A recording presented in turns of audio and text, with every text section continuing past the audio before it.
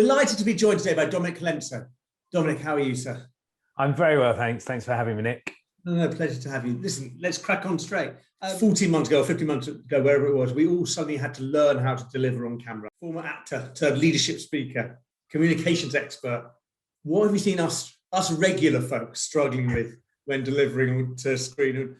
Is there one technique you'd like to share with us? I think the biggest struggle for most people has just been creating that sort of sense of connection. So we've gone from that ability to be able to, literally reach out and touch each other in the room to being in our own spaces. So for me, the kind of key things are twofold. One is about the energy that you put down the lens of the camera. I learned this very early on as an actor, that the camera sucks energy out of your performance, so that actually if you're leading a team, if you're trying to get buy-in, you've got to work harder digitally than you would have to face-to-face. And the other thing is about space.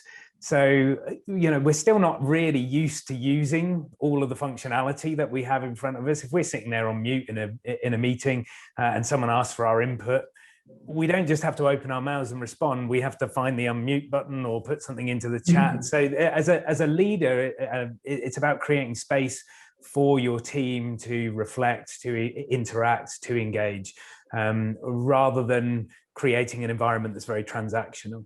Kind of one of the things that was positioned very much at the beginning, and still people talk about it, is the fact that the great thing about talking on Zoom or whatever platform it is it's so easy to have your next meeting. Me personally, as you hinted at, I find it 100 times more draining to be interacting and engaging in everything that we need to do in meetings now.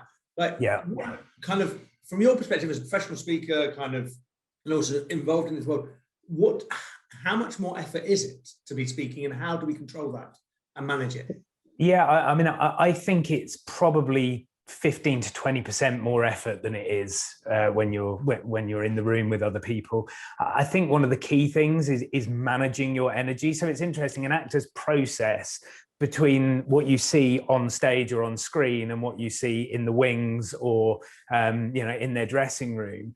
When an actor's not on, they're normally very contained and very focused. Then they're not running around doing a load of other stuff. They're kind of getting ready for those moments. And I think when you think about the back-to-back Zoom meetings, we don't tend to bake that space in for ourselves, whether that's 5 minutes or 15 minutes.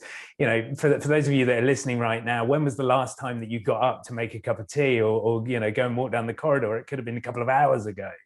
And we're not putting that preparation space in either.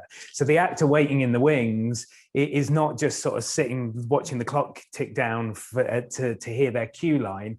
They're thinking, what's my intention? What am I trying to do to the other actor when I walk out on stage? What's the reaction that I'm looking for from the audience? And so they're kind of doing that preparation and getting themselves in the zone before they go into those interactions. Mm-hmm. And I think businesses can learn a lot from that in terms of how to manage the Zoom or Teams space. As we return to a hybrid model of remote and office, what does that mean for leadership? I think there's a kind of pull in two directions, isn't there? There's the desire to want to lead from the front, to provide the energy for the team, to inspire and to create action. But also there's a need, I think, for vulnerability and to be open with your situation, to be receptive to other people's problems and needs at that moment. And playing the leading role, if you think about the actor stepping into that space in a TV drama, in a movie, on stage, you have a responsibility to the audience, but you also have a responsibility to the cast, and then you have the responsibility to the text as well, if you like. So you're having to kind of juggle lots of different balls. And I think for leaders thinking about how they're going to bring their teams back and how they're going to navigate the difficulties that are going to exist as we move into this hybrid world. It's about having the honesty, the bravery, if you like, to stand in front of your team and say, I don't have all the answers. I have a sense of where I want things to go, but I need you to come with me on that journey. And that's not easy, because there is that tendency to want to get back to normal, hit the ground running. I think we have to give people space to readjust. For those leaders who are kind of giving that space and trying to allow both their remote working team and their kind of office-based team to adjust and get to grips with the whole thing, how do you feel they need to change? What will their leadership style have changed? And will it have adapted, and will they be kind of managing differently in person to remote, or do they need to have kind of consensus and be managing consistently, irrelevant of where those people are located and how they're at?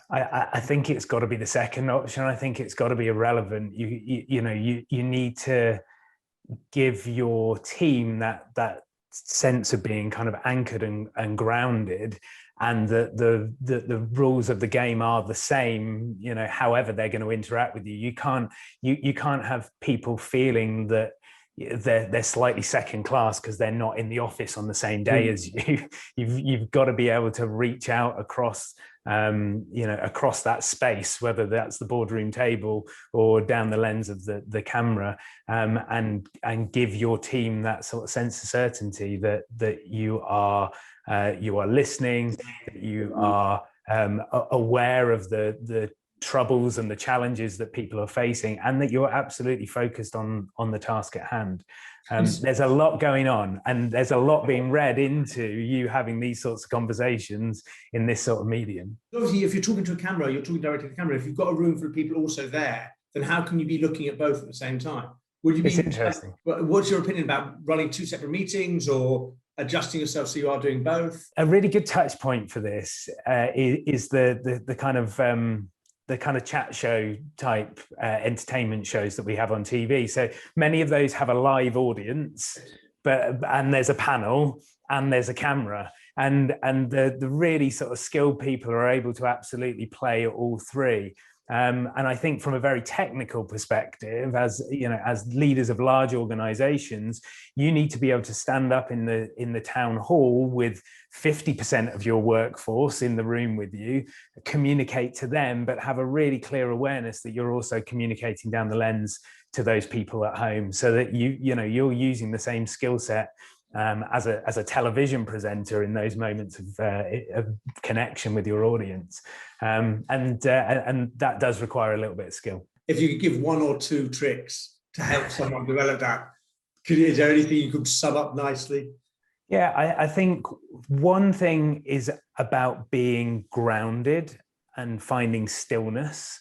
So when I see a lot of leaders kind of get into the zone, they're quite adrenalized, there's quite a lot of kind of movement going on. That's very difficult for an audience to receive down the lens and in the room. You can imagine trying to track that with a camera, it becomes a little bit of a challenge. So I think there's a sense of sort of stillness and gravitas that is important.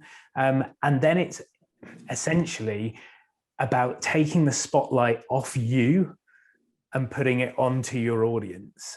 So if your whole focus as you are delivering those important messages to the team is about the audience, with an awareness that half of the audience exists down the lens of the camera and half of the audience exists in the space around you, then as long as you're thinking about them, you're much more likely to be bridging that gap and bridging that space. When you're thinking about you and how you're doing and how it's all kind of coming across, then there's no chance that you're going to be able to create that connection. Listen, you and I both wrote books separately, but independently, focused around speaking with confidence and getting your messages across. Yeah. What breakthrough are you looking for your readers to get from that message? And what would you share with people in order to make sure they can find their voices? I think the big thing for me is that we all have that ability in different contexts.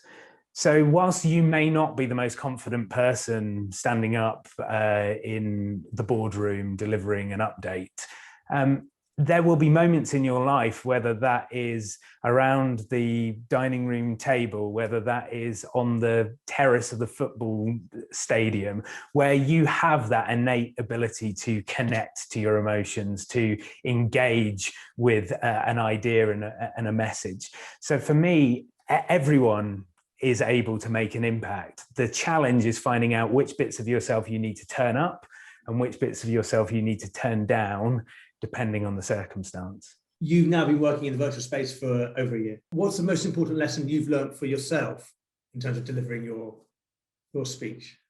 Preparation and technical preparation.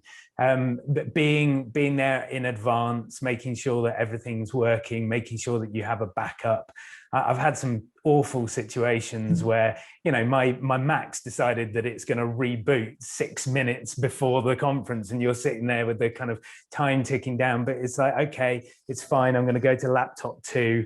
We're going to be all right. There's a kind of contingency plan. So yeah, if I've learned anything from the last 12 months, it's always have a backup. Wise words for everyone, and something we absolutely advocate here as well. Thank you for your time, and have a great day. My pleasure.